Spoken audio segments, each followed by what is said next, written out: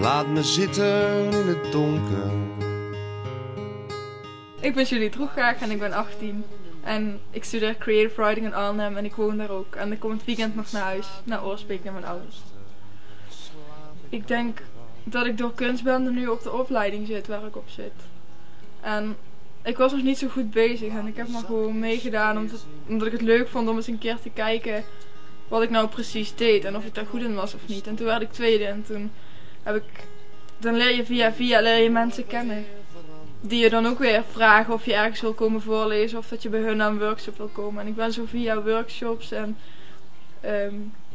interviews en zo met mensen die ik dan mocht spreken, meet and greet, ben ik een beetje bij iemand terechtgekomen die lesgeeft op mijn opleiding. En die heeft me daar enthousiast voor gemaakt. En toen ben ik daar toelating voor gaan doen. En ik heb ook al heel veel geleerd in al die workshops, dingen die ik wel heb gebruikt om daarna iets te schrijven voor die toelating. Links een spiegel, rechts een hond, midden van de weg. Je kunt er niet omheen. Opa op een scootmobiel. Vorige week kwam er eentje onder de bus. Links een platte opa, rechts een platte hond. Midden van de weg. Maar Nederland vergrijst. Voor elke grijze haar die je uittrekt, komen er 10 terug. Ja, dan tijdens de optredens dan merk je echt gewoon dat zij, zelfs nog achter de schermen, zijn je andere concurrenten een beetje bezig met van kom op, het gaat goed, je kunt het. En als je dan terugkomt, dan zeggen ze goed gedaan.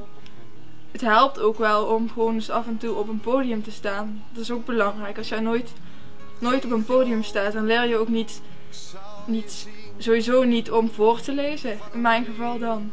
Maar ik leer ook heel veel van hoe mensen reageren op mijn teksten. En dat heb ik bij kunstbende wel heel erg gemerkt. Tegen mensen die nog twijfelen om mee te doen aan kunstbende zou ik zeggen, niet twijfelen en gewoon doen. Want het is hartstikke leuk en je leert er veel van. Je krijgt alleen maar goede feedback. Wat betekent dat je gewoon iets hebt aan de dingen die mensen zeggen. Ze zeggen niet alleen, ik vond het goed, maar ze zeggen ook, zeker de jury, ik vond het goed, want het was dit en dit en dit. Of ze zeggen, het was iets minder, dus hier en hier en hier zou je nog aan kunnen werken. En je leert er heel erg veel van. En het is hartstikke gezellig. Dus. Onderaan de trap lag een man in mijn gang. Hij was knap, breed, gespierd en lang.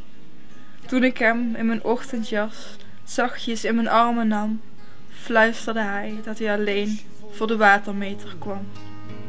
Die daar in het grote bed naast je ligt.